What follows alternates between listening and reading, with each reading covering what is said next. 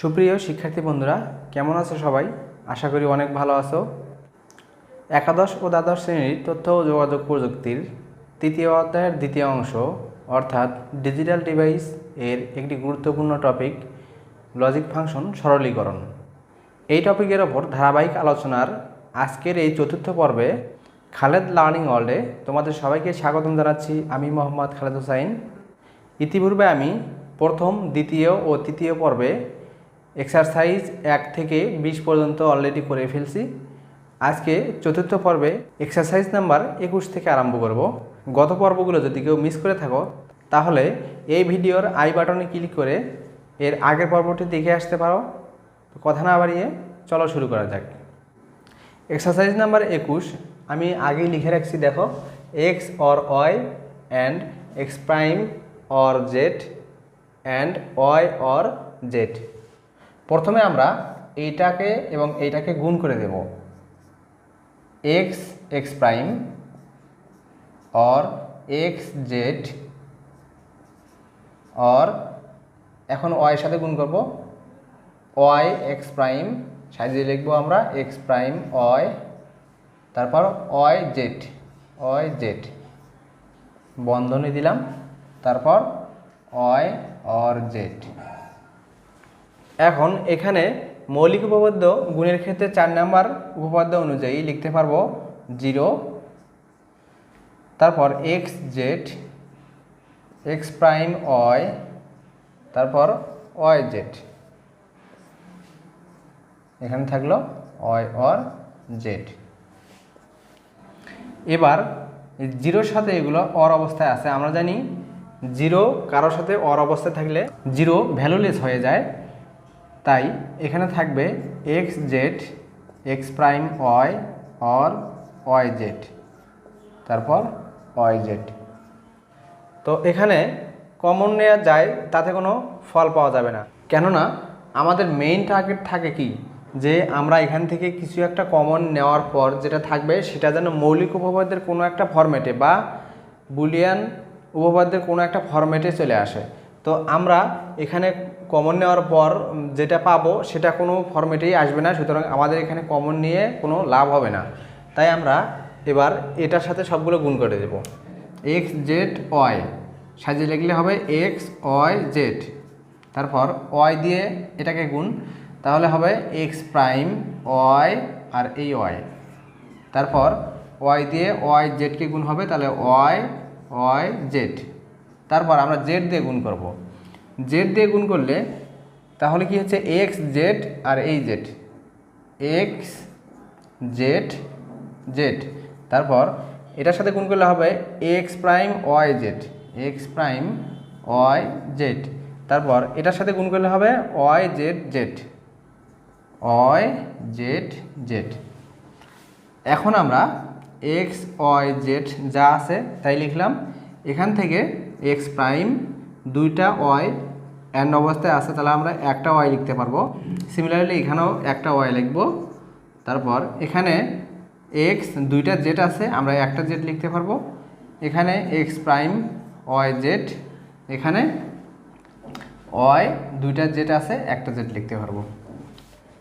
এখন আমরা এই লাইনকে আবার একটু মডিফাই করব, x y z or x prime y or, দেখো এখানে ওয়াই জেড আছে, এখানে ওয়াই জেড আছে, তাহলে আমরা দুইটা ওয়াই জেডকে একটা ওয়াই জেড লিখতে পারি, তারপর এক্স জেড, তারপর এক্স প্রাইম ওয়াই জেড।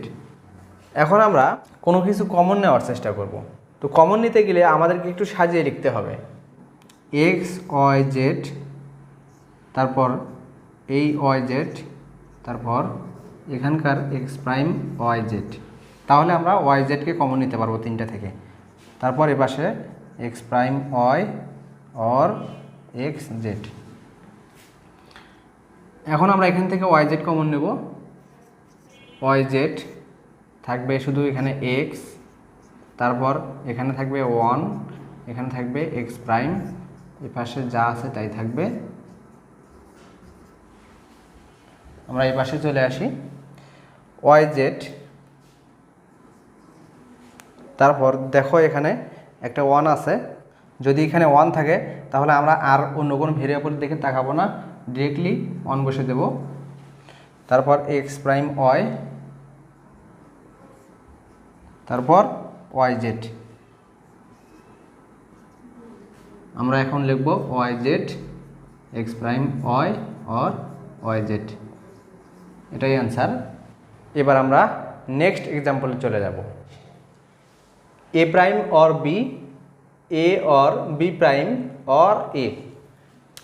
আমরা সরাসরি এখানে গুণ করে দেব এ প্রাইমের সাথে এ, তাহলে হবে এ প্রাইম অ্যান্ড এ। তারপর এ প্রাইমের সাথে বি প্রাইম, এ প্রাইম বি প্রাইম। এবার বির সাথে এ, তাহলে হবে এ বি, বির সাথে b prime, b B prime. তারপর और এ। এবার এটার মান আমরা 0 লিখব, এ prime b prime or A B. Similarly এটাও 0 और এ। এখন 0 और অবস্থা থাকলে 0 ভ্যালুলেস হয়ে যায়, সুতরাং আমরা লিখব এ prime b prime or A B और এখানকার এ। এ প্রাইম বি প্রাইম, এখান থেকে এ কমন নেওয়া যায়, এ কমন নিলে এখানে থাকবে বি, এখানে থাকবে অন। তারপর এ প্রাইম বি প্রাইম और এ, বির সাথে অনের অর হবে, তাহলে হবে এখানে অন। A prime b prime or a. এবার বিভাজন উপপাদ্যের 2 নম্বর উপপাদ্যটা একটু স্মরণ করো, এ और বি সি সমান এ और বি অ্যান্ড এ और সি। আমরা এটাকে সেই ফরম্যাটে আনবো, তাহলে কি হবে দেখো, এ প্রাইমের সাথে একবার অর হবে, এ প্রাইম और এ। তারপর এ বি প্রাইমের সাথে একবার অর হবে, তাহলে হবে B prime A. A prime or এ, এটার মান আমরা জানি 1। তারপর বি প্রাইম এ, এটাকে সাজিয়ে আমরা লিখব এ বি প্রাইম। তারপর 1 এর সাথে এটা অ্যান্ড হবে, তার মানে এখানে সর্বশেষ আমরা পাচ্ছি এ বি প্রাইম, এটাই অ্যান্সার হবে। আশা করি এটাও সুন্দরভাবে বুঝতে পারছো। এবার আমরা নেক্সট এক্সাম্পলে চলে যাব। এ और বি और সি প্রাইম অ্যান্ড এ और বি প্রাইম और সি প্রাইম অ্যান্ড এ और বি। আমরা এই দুটোকে আগে সরাসরি গুণ করে দেব। এ এর সাথে গুণ হবে এ এ और A B prime, A B prime A C prime, A C prime. তারপর বি দিয়ে গুণ করব এ বি, তারপর বি বি প্রাইম, তারপর বি সি প্রাইম। তারপর সি প্রাইম দ্বারা গুণ করব, তাহলে হবে এ সি প্রাইম। আমরা সাজিয়ে লিখতেছি এখানে সি প্রাইম বি প্রাইম, সাজিয়ে লিখলে হবে বি প্রাইম সি প্রাইম। তারপর C prime C prime, C prime C prime, bracket দিলাম, ফাইনালি এটা বসে যাবে এ और বি। এখন এটা সমান আমরা একটাই লিখতে পারবো। তারপর এ বি প্রাইম, তারপর A C prime A B और बी एंड बी प्राइम समान 0, B C prime A C prime B C prime और सी प्राइम माने একটা सी प्राइम ए और बी। এই চারটা থেকে আমরা এ কমন নিতে পারি, তাহলে থাকবে এখানে অন, এখানে থাকবে বি প্রাইম, এখানে থাকবে সি প্রাইম, এখানে থাকবে বি। 0টা ভ্যালুলেস, এজন্য ওটা লিখলাম না। তারপর এখান থেকে সি প্রাইম কমন নেওয়া যায়, তো সি প্রাইম কমন নেব, থাকবে এখানে বি, এখানে থাকবে এ, এখানে থাকবে বি, এখানে থাকবে অন, তারপর এ और বি। এখানে আমরা আরেকটা প্রথম বন্ধনী দিয়ে এই অংশটাকে আলাদা করে দেব, কারণ আমরা এই অংশ নিয়ে কাজ করতেছি। যদি আমি এখানে এই বন্ধনী না দিই, তাহলে এই এ और বি অংশটা এটার সাথে চলে যায়, কিন্তু এই অংশটা মূলত কার অংশ? এটার অংশ। এই জন্য আমরা আবার একটা প্রথম বন্ধনী দিয়ে এটাকে আবদ্ধ করে দিলাম। ঠিক আছে, এবার আমরা এ লিখব। এখানে যেহেতু 1 অর অবস্থায় আছে, তাহলে আমরা বলতে পারি যে পুরোটার ভ্যালু হবে 1। তারপর সি প্রাইম লিখলাম, এবং এখানেও যেহেতু একটা 1 অর অবস্থায় আছে, তাহলে এই পুরোটার ভ্যালু হবে 1। তারপর এ অর বি। এখন আমরা এটাকে লিখতে পারবো এ, এটাকে লিখতে পারবো সি প্রাইম, তারপর এ অর বি। আবার আমরা গুণ করে দেব, এর সাথে এ গুণ এ অ্যান্ড এ, তারপর এর সাথে বি গুণ এ অ্যান্ড বি, তারপর সি প্রাইমের সাথে এ গুণ, তাহলে এ সি প্রাইম, সি প্রাইমের সাথে বি গুণ, তাহলে হবে বি সি প্রাইম। এখানে দুটো এ, তাহলে হবে একটা, তারপর এ বি, তারপর A C prime or B C prime. আমরা এই তিনটে জায়গা থেকে এ কমন নিতে পারি। এ কমন নিলে এখানে থাকবে 1, এখানে থাকবে বি, এখানে থাকবে সি প্রাইম, তারপর বি সি প্রাইম আমরা ওই রকমই রেখে দিলাম। তারপর এ, যেহেতু এখানে 1 অর অবস্থায় আছে, তাহলে এদিকে আর আমি খেয়াল করব না, এর ভ্যালু হবে 1। তারপর বি সি প্রাইম, এটা আমরা লিখব এ, তারপর বি সি প্রাইম। ফাইনালি এটাই অ্যান্সার। দেখো খুব সহজ না? আশা করি তোমরা সবাই বুঝতে পারছো। এবার আমরা নেক্সট এক্সাম্পলে চলে যাব। M or N and M prime or N and M. আমরা এটাকে গুণ করে দেব এম এম প্রাইম, তারপর এম এন, তারপর এন দিয়ে গুণ করব, তাহলে হবে এম প্রাইম এন, তারপর এন এন।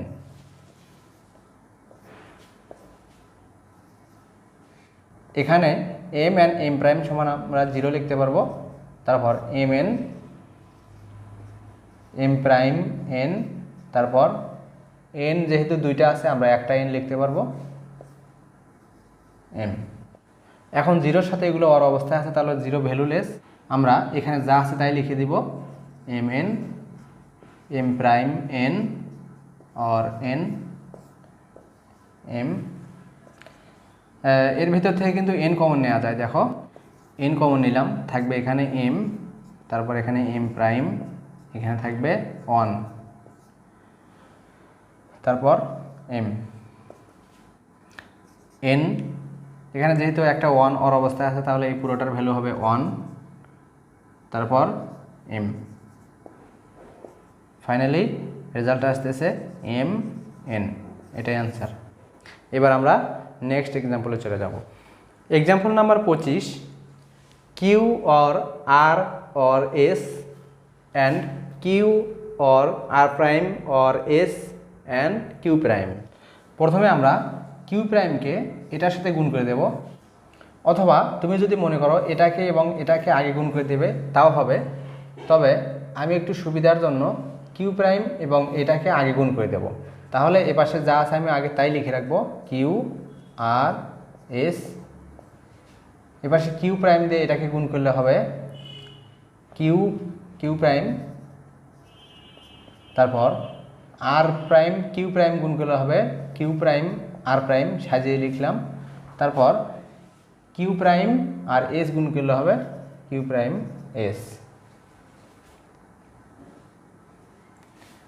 তারপর কিউ আর এস, এখানে এটার মান 0, এখানে কিউ প্রাইম আর প্রাইম, তারপর Q prime S.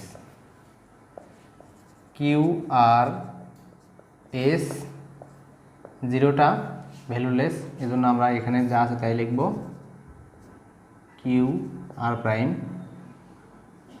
Q prime S. এখানে আমি 0টা বারবার ভ্যালুলেস বলতেছি কি কারণে? কারণ যখন 0 অর অবস্থায় থাকবে তখন 0টা ভ্যালুলেস, কিন্তু 0 যখন অ্যান্ড অবস্থায় থাকবে তখন সবগুলো নিয়েই কিন্তু ও 0 হয়ে যাবে। ঠিক আছে, এখন আমরা এই দুটোকে গুণ করে দেব। প্রথমে কিউ দিয়ে এটাকে গুণ করব, তাহলে হবে Q Q prime R prime Q prime R prime, তারপর Q Q prime S Q Q prime S. এবার আর দিয়ে গুণ করব, তাহলে হবে R Q prime R prime. তাহলে আমরা সাজিয়ে লিখব Q prime R prime R. এবার আর কিউ প্রাইম এস, তাহলে সাজিয়ে লিখব কিউ প্রাইম আর এস। এবার এস দিয়ে গুণ করব, S Q prime R prime, সাজিয়ে লিখলে হবে Q prime R prime R S.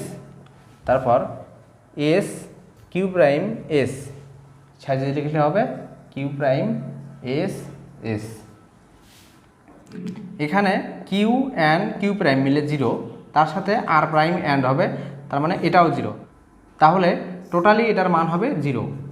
Similarly এটাও 0, এখানে আর প্রাইম আর আর মিলে 0, সেই 0-র সাথে কিউ প্রাইম অ্যান্ড করলে হবে 0। এখানে কিউ প্রাইম আর এস যা আছে আমি তাই লিখলাম। তারপর Q prime R prime S, তারপর Q prime S S. Q prime দুটো এসের জায়গায় আমি একটা এস লিখতে পারি। এখন এই 3টে 0 যেহেতু অর অবস্থায় আছে, তাহলে এগুলো কি ভ্যালুলেস হয়ে যায়, থাকে এইগুলা Q prime R S, Q prime R prime S, Q prime S, Q prime S, Q prime S, Q prime S, অর্থাৎ কিউ প্রাইম এসকে আমরা কমন নিতে পারি। থাকবে এখানে আর, এখানে থাকবে আর প্রাইম, এখানে থাকবে 1। এখন Q prime S, Q prime S, যেহেতু এখানে একটা 1 অর অবস্থায় আছে, তাহলে সবগুলো নিয়েই সে 1 হয়ে যাবে।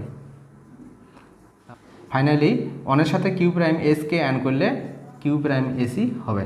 এটাই হবে অ্যান্সার। শিক্ষার্থী বন্ধুরা, আজকের এই পর্বটি 5টা এক্সারসাইজের মধ্যে আমি সীমাবদ্ধ রাখলাম। নেক্সট পর্ব অর্থাৎ পর্ব নাম্বার 5 সবাইকে দেখার আমন্ত্রণ জানিয়ে আজকের এই পর্বটি এখানেই শেষ করলাম। আল্লাহ হাফেজ।